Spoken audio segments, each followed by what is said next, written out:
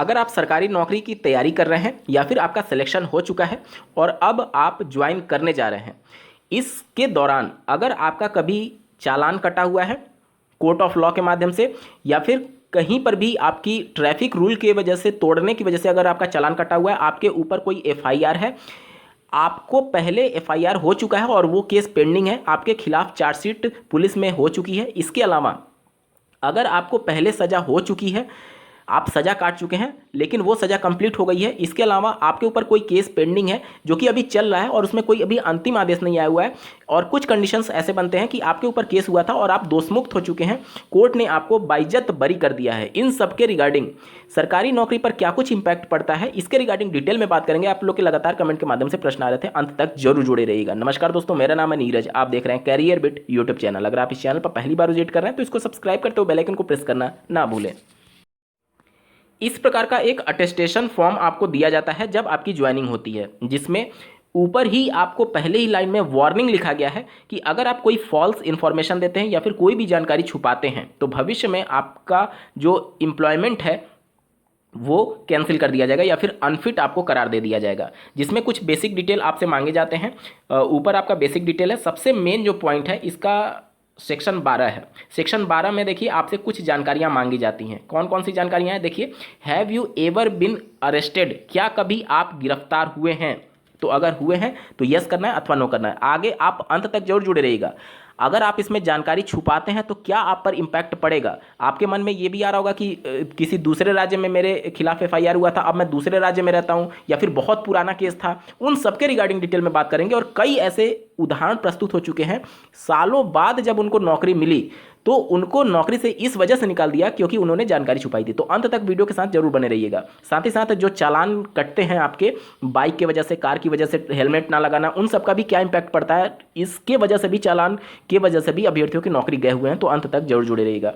दूसरा पूछा गया था, have you ever bin prosecuted, अगर आप कभी भी प्रोसिक्यूट किए गए हैं तो यस और नो आपको सही जानकारी देनी है। तीसरा पूछा गया, have you ever bin kept under detention, तो इसके लिए भी आपको सही जानकारी दी जानी है। Have you ever bin bound down, क्या कभी आप नज़रबंद हुए हैं, तो उसके लिए भी सही जानकारी दी गई है। Have you ever bin find by a court of law, क्या कभी आप कोर्ट ऑफ लॉ के द्वारा फाइन किए गए हैं, इसके बारे में भी आपको यस और नो में सही जानकारी देनी है। इसके बाद आपसे पूछा जा रहा है, have you ever bin convicted by court of law for any offence, क्या कभी आपको किसी भी ऑफेंस के लिए कन्विक्ट किया गया है। और इसके बाद देखिए, gave you ever bin debarred from any examination और रिस्ट्रिक्टेड बाय एनी यूनिवर्सिटी और एनी एजुकेशनल अथॉरिटी इंस्टीट्यूशन, मतलब कि क्या जैसे आप नकल करते हुए पकड़े जाते हैं या फिर कुछ भी चीज़, तो आयोग आपको डिबार कर देता है। तो वो अगर इस प्रकार के आपके साथ कुछ हुई है कभी भी,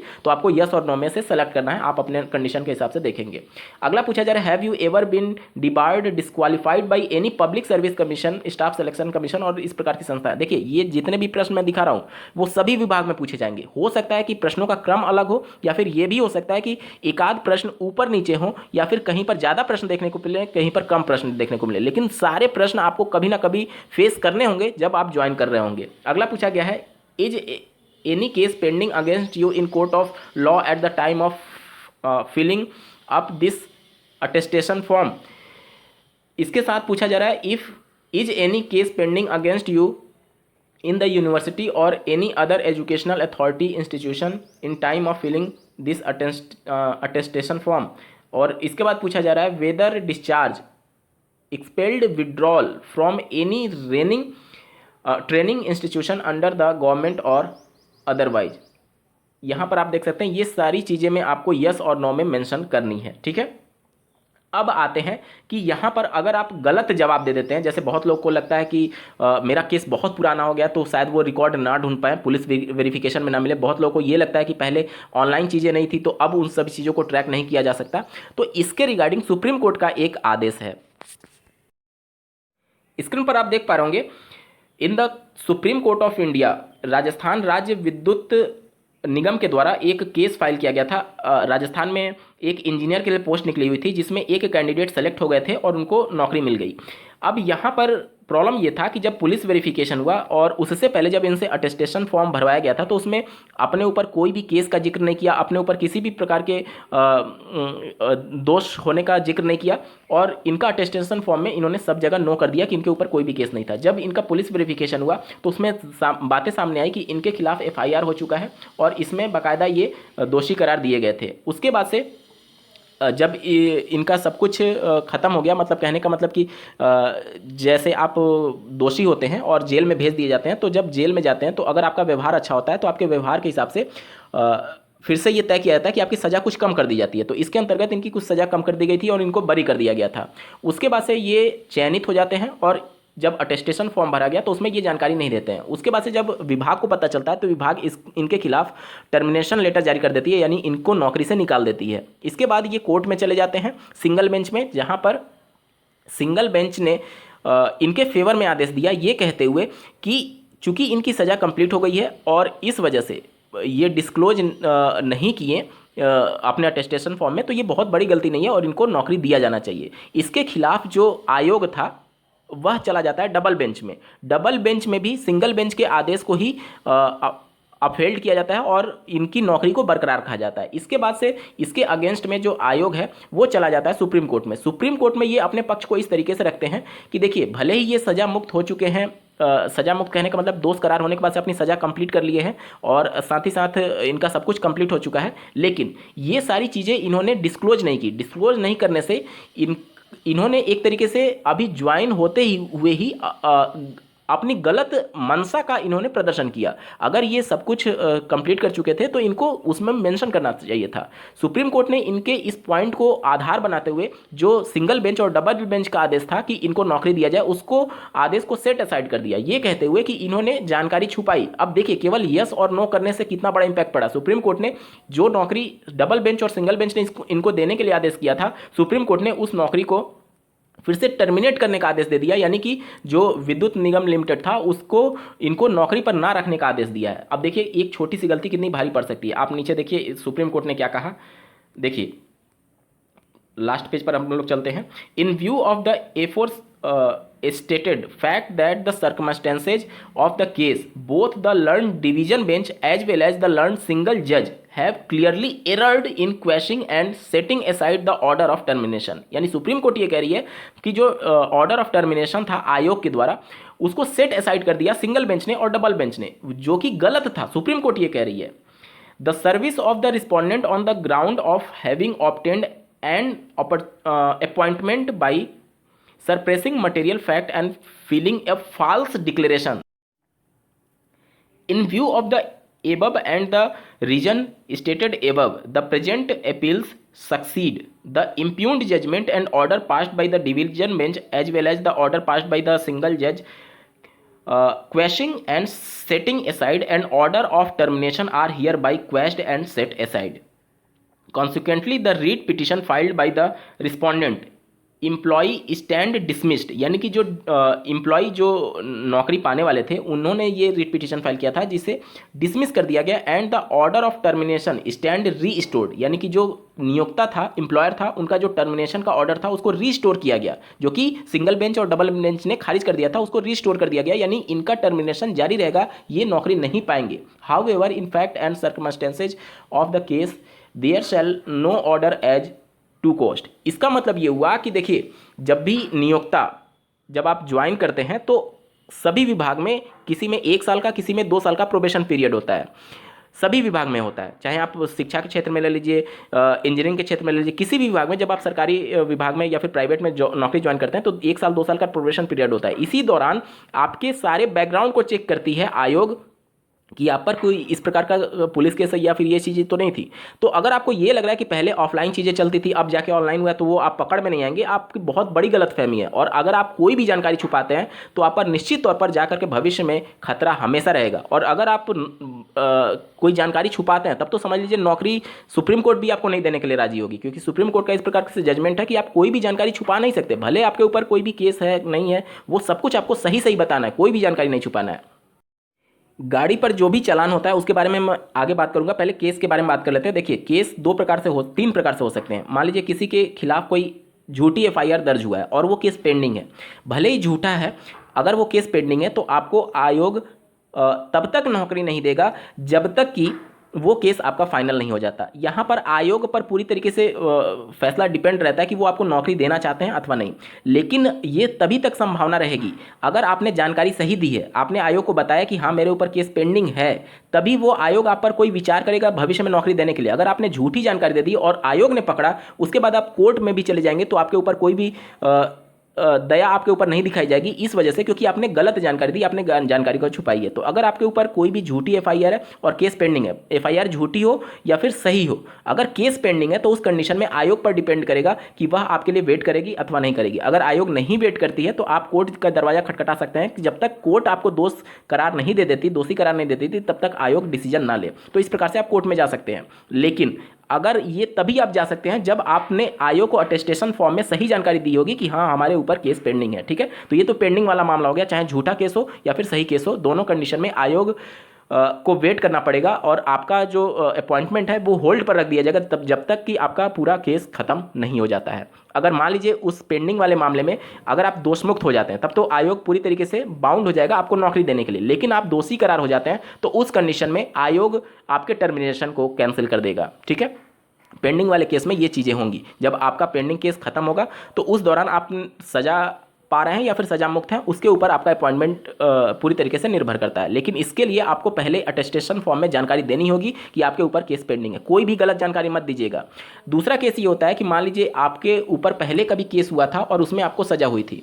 देखिए, अगर आपने उसमें सही जानकारी दी है तब तो आयोग बाउंड हो जाएगा कि आपको नौकरी देने के लिए। अब सजा भी किस तरीके से हुई है वो बातें डिपेंड करती हैं। जैसे कि एक प्रमोद नाम से केस था सुप्रीम कोर्ट में, उसमें कोर्ट ने ये कहा था उनके ऊपर दहेज या फिर जो शादी के बाद जो लड़ाई वगैरह होती है हस्बैंड वाइफ में, उनके खिलाफ इस प्रकार का कोई केस था जिसमें 4-5 साल 6 साल ट्रायल चला था। उसके बाद कोर्ट ने उनको बाइज्जत बरी कर दिया था।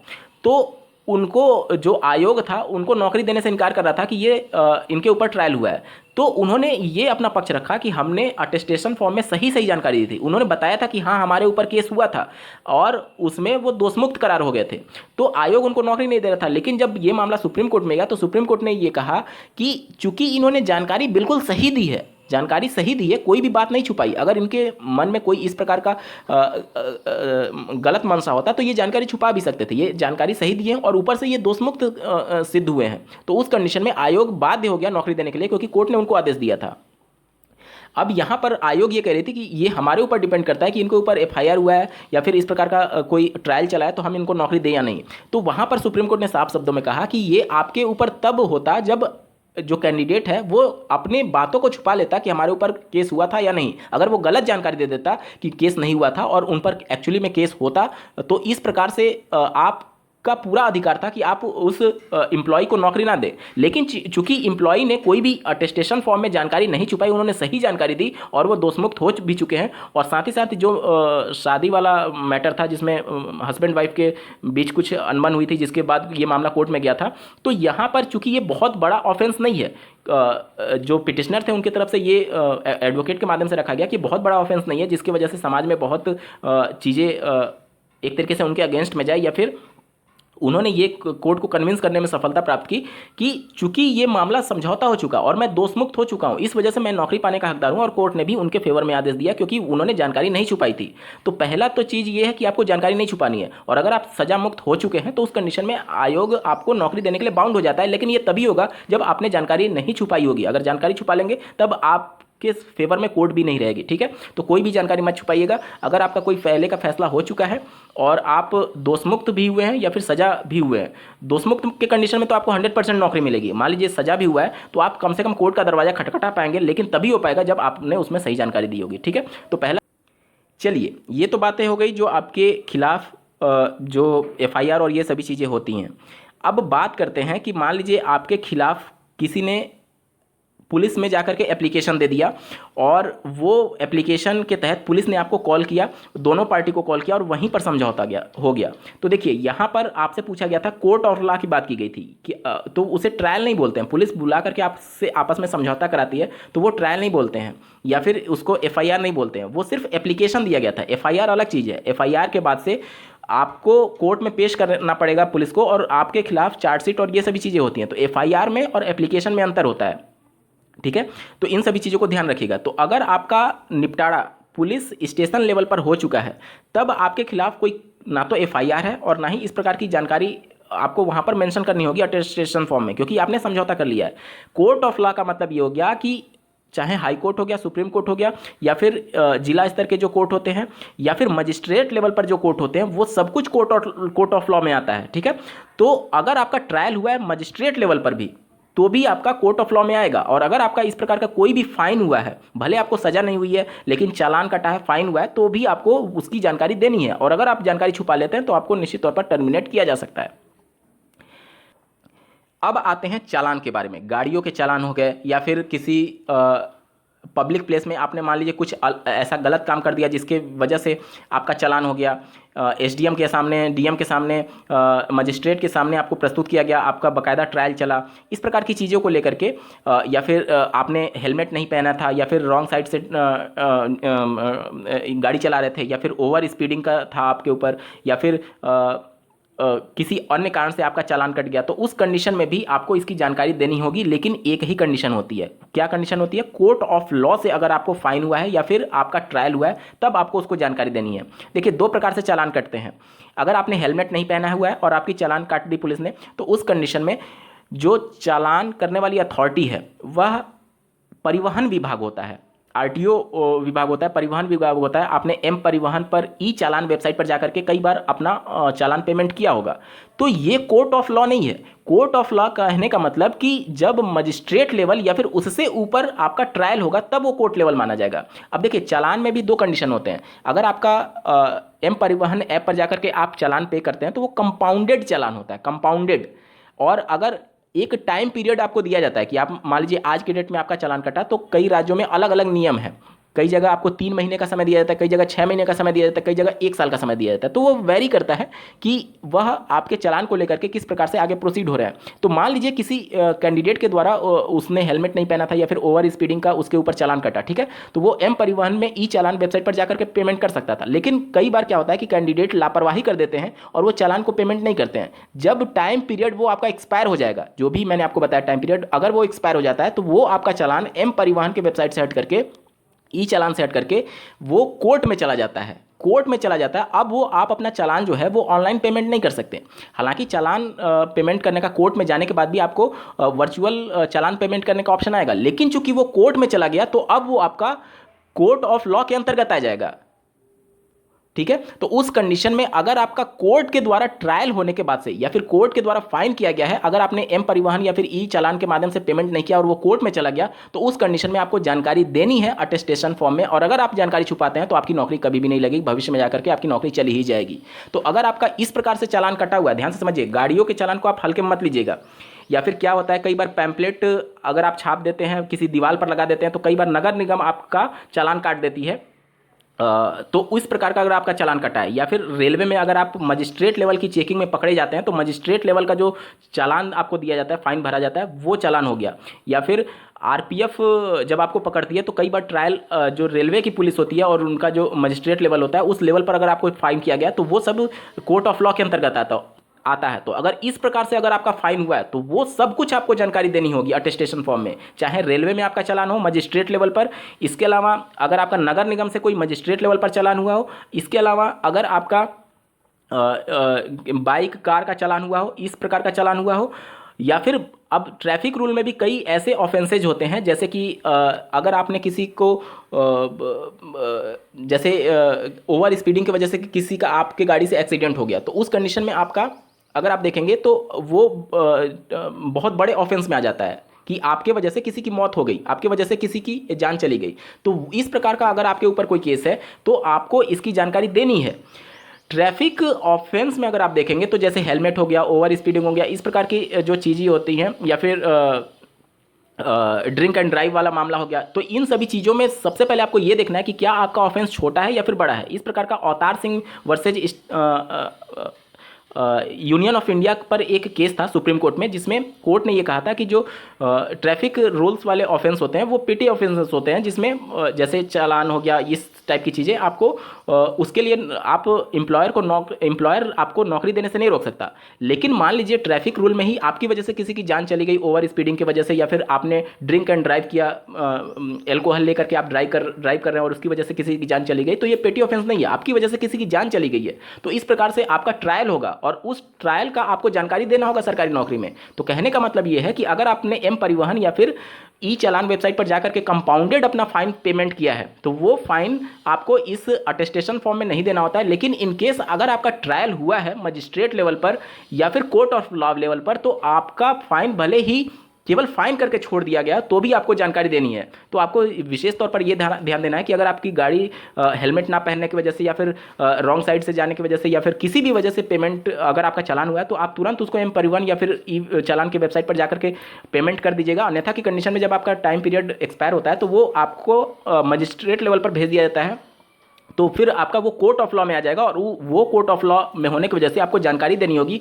और जब आपका इस प्रकार से कोर्ट ऑफ लॉ के माध्यम से चालान होता है तो आपको नियोक्ता नौकरी ऐसा नहीं है कि नहीं देगा, लेकिन आपका जो एम्प्लॉयमेंट होता है, आपका जो एक तरीके से हक होता है, वो होल्ड पर चला जाता है। जब आयोग अपनी पूरी छानबीन कर लेगा उसके बाद ही आपको नौकरी देगा। ऐसा नहीं है कि आयोग आपको मना कर देगा, लेकिन आयोग आपके पूरी एम्प्लॉयमेंट को कहीं ना कहीं होल्ड पर डाल देता है। इस वजह से आपको बहुत ज़्यादा सफ़र करना पड़ता है। तो इस प्रकार की कोई भी जानकारी अगर आपके साथ हुई है, आपको पता है, तो आप ना छुपाइए। अगर आपका 10 साल पुराना, 5 साल पुराना किसी भी से भी लड़ाई झगड़ा का केस हुआ था, उसके बाद से पुलिस ने आपको गिरफ्तार किया, उस पर एफआईआर हो गया, आपकी चार्जशीट हो गई, कोर्ट में मामला चला गया, आपको ये लग रहा होगा कि 10 साल पुराना, 15 साल पुराना केस है तो अब वो शायद ना ट्रैक में आ जाए, सारे रिकॉर्ड होते हैं पुलिस के पास। और पुलिस वेरिफिकेशन इसीलिए कराया जाता है आपके कैरेक्टर को जानने के लिए कि आपका पिछला रिकॉर्ड क्या है। तो ऐसा कोई भी केस हुआ है तो आप उस जानकारी को ना छुपाइए, सही सही अटेस्टेशन फॉर्म में भरिएगा, तभी आप आगे की लड़ाई कर लड़ने के लिए मजबूत रहेंगे। अन्यथा की कंडीशन में ना तो हाई कोर्ट, ना तो सिंगल बेंच, ना तो डबल बेंच